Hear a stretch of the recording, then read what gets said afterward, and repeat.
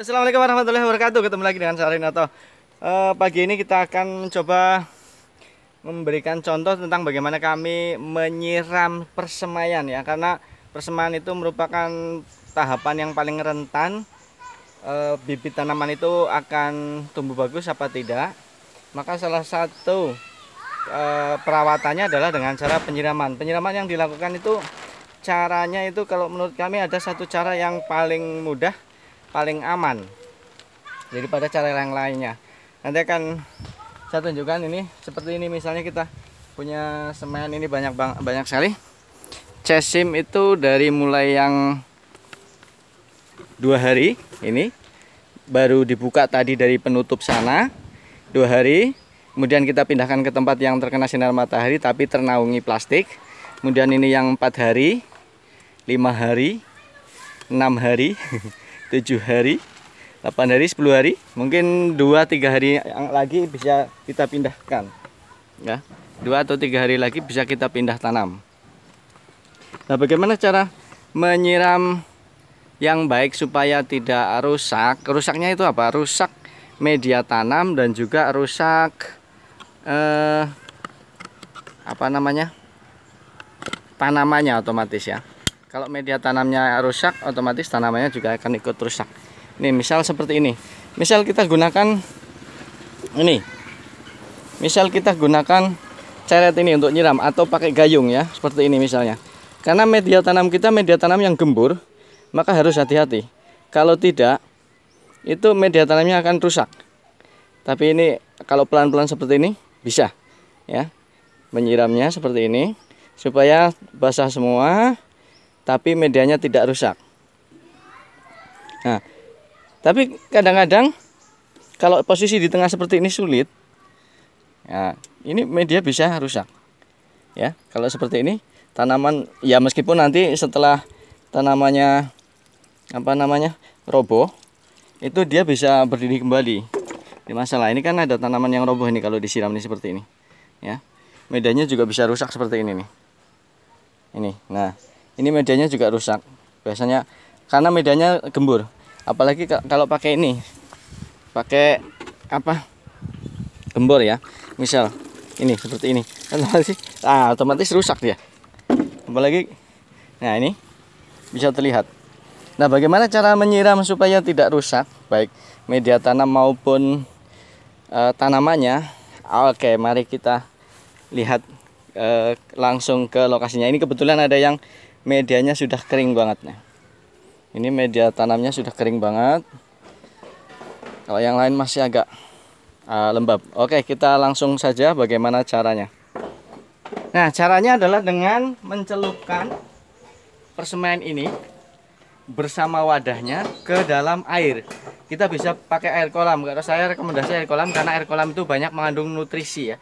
Banyak unsur hara yang berasal dari, berulang kali saya sampaikan, dari kotoran ikan. Ini kita celupkan. Kalau tidak punya kolam bisa pakai bak ya, yang diisi air sumur untuk nyelupkan seperti ini. Jadi airnya itu berasal dari bawah, sehingga media tanam yang di atas itu tidak rusak. Ya, ini seperti ini. Jadi airnya masuk semuanya ke dalam media tanam itu basah kembali seperti pada saat pertama kita membuat persemaian. Ini seperti ini. Seperti ini. Media tanam semuanya basah. Ya. Tapi ada satu catatan. Kita boleh melakukan seperti ini, media tanam dibasahkan dengan cara dicelup ke air. Itu kalau wadah yang kita gunakan lubangnya banyak sekali.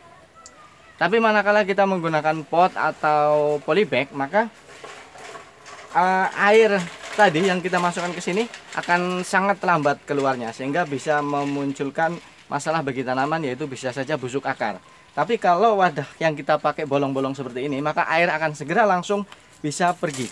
Air segera langsung menetes sehingga tidak merendam, sehingga media tanam tidak begitu lembab. Oke, nanti akan kita tunjukkan satu lagi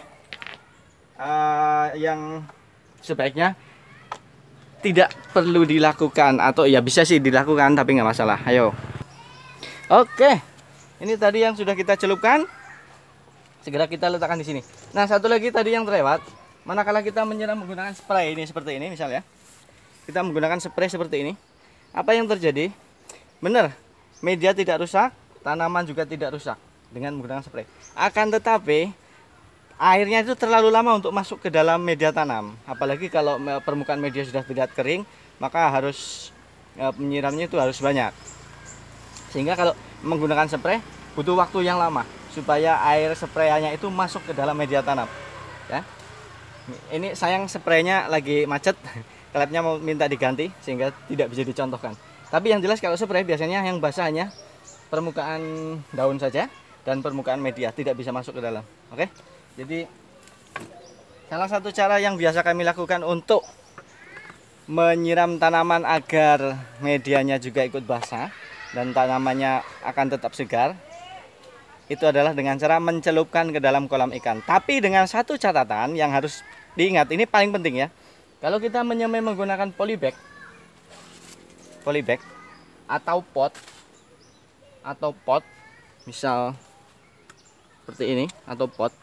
Ini lubangnya, lubang bagian bawah polybag dan pot itu terbatas, jumlahnya terbatas dan sedikit.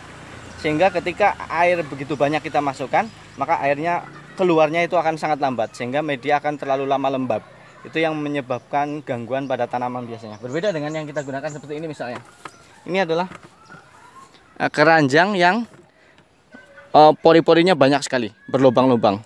Nah, ini akan sangat bagus ketika untuk semai, karena ketika disiram, air siramannya langsung akan keluar. Seperti di sana juga, kita juga pakai keranjang.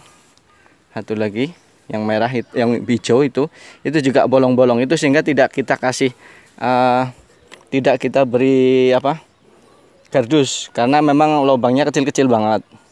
Jadi medianya tidak keluar. Kalau ini kan lubangnya terlalu besar, sehingga perlu diberi gardus di sekelilingnya. Oke, ya. Demikian tadi bagaimana kami menyiram persemaian agar media tanam dan bibitnya tidak rusak. Mudah-mudahan ada sesuatu yang baru yang bisa kita ambil, ada sesuatu ilmu yang baru yang bisa kita pakai, kita gunakan, dan mudah-mudahan bermanfaat. Oke, terima kasih sudah nonton. Selamat siang, selamat beraktivitas. Wassalamualaikum warahmatullahi wabarakatuh.